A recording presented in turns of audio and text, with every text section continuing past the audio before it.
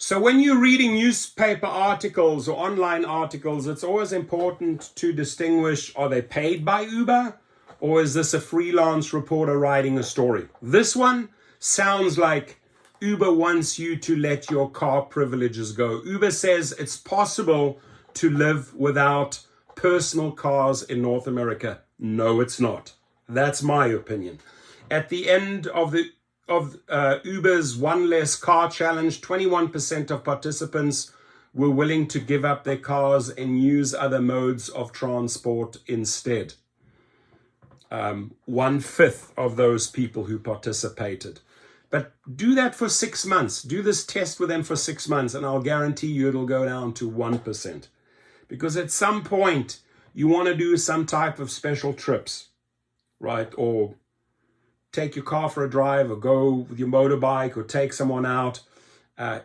Unfortunately, that's again just my opinion.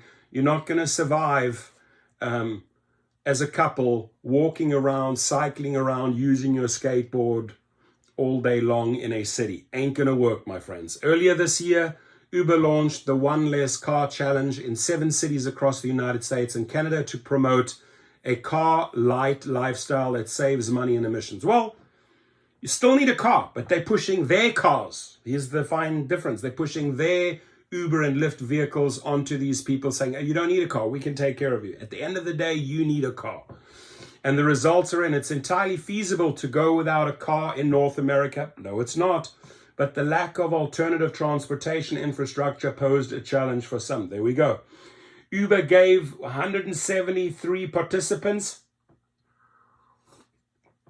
$1,000 each to ditch their cars for 5 weeks and use alternate modes of transport. During the trial, participants reduced their personal car use by 97%, replacing it with walking for short trips, carpooling for long trips, and public transport or Uber for medium distances. Bikes and scooters emerged as other favorable alternatives. At first, most participants missed the convenience offered by a personal car. They faced barriers such as long wait times for public transit, reduced route options, inconvenient departure times, increased costs for short trips, and exposure to unfamiliar people, amongst others. And that's precisely why I'd like to be in my vehicle alone. I don't want to deal with all the shit. I don't want to deal with waiting forever for a bus. If you can afford a car, if you can afford the insurance, get yourself a car.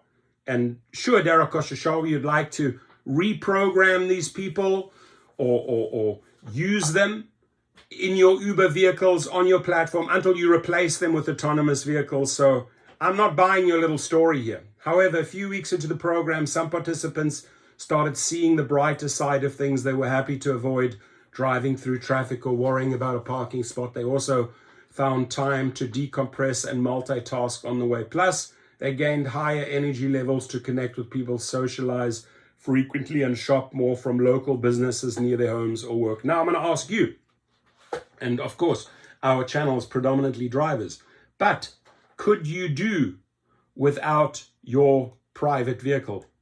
Answer, I guess, is no, because we are the drivers. But let's say you're a rider. Do you fall into that 21% that says, yeah, it's fine. I don't have to take a car. You've heard my personal opinion. I cannot do without a car. I cannot actually do without cars. I love my cars. I love my classics. I love driving. I love chilling out, taking them for a little trip here and there. How about you? Love to hear your feedback.